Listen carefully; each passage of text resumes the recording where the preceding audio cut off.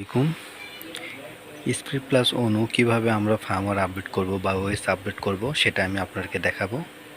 At first আমাদের প্রথমে অনুর পিছনে ফলো করতে হবে আইপি কত দেওয়া আছে, আইপি ইউজার আর হলো পাসওয়ার্ড, ইউজার নেম এবং পাসওয়ার্ড। সো আমাদের এখানে আইপি দেওয়া আছে 192.168.1.1। সো আমরা প্রথমে আমরা এটা পাওয়ার দেবো। এরকম একটা পাওয়ার কেবল দিয়ে আমরা এখানে পাওয়ার দেবো। হ্যাঁ, এখানে আলো জ্বলবে। দেন আমাদের যে পিসির যে এরকম ল্যান্ড কেবল আছে সেটা আমরা ডাইরেক্ট এখানে দেব। এখানে দেওয়ার পরে আমরা আমাদের পিসির ইথারনেটে যাব।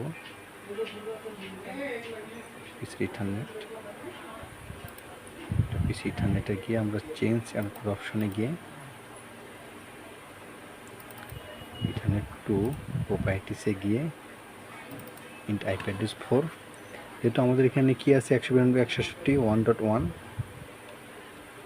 সো আমরা এটারই একটা 1.8.1 বাদে 2.3 বা এটার ইয়েটা আমরা যেটা বসালো হয় 1 থেকে 256 পর্যন্ত, এর মধ্যে আমরা যে কোনো একটা বসাতে পারি। 2, 3, 4, 5, 6, 7, 8, 9, 10 দিয়ে আমরা ওকে দেবো। এরপরে আমরা এটা ক্লোজ করে দিয়ে যে কোনো ব্রাউজারে আমরা যাব।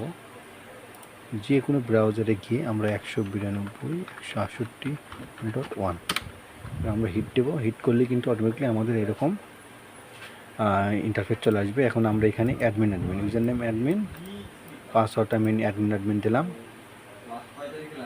দিয়ে আমরা লগ ইন করবো।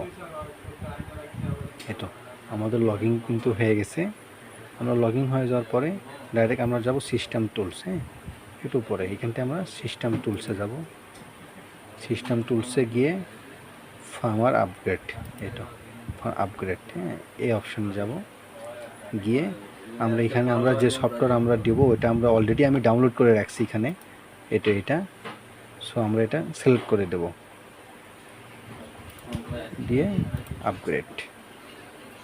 এটা অটোমেটিকলি আপগ্রেড হচ্ছে। এখন এখানে রিস্টার্ট আসে না পর্যন্ত আমরা এটা আপডেট দিতে থাকবো। আপডেট হোক। এটা আমাদের অলরেডি আপডেট হচ্ছে। এইতো আপডেট হয়ে গেলে আমাদের কিন্তু এরকম রিস্টার্ট অপশনটা আসবে। আপডেট সাকসেসেড, ক্লিক দা রিস্টার্ট বাটনে চাপ দিতে বলতেছে আমাদের। আমরা এটা ওকে দেবো, তখন এটা আমাদের অটোমেটিকলি আপডেট হয়ে যাবে এবং আমাদের ফার্মার আপডেটটা কমপ্লিটেড হয়ে যাবে।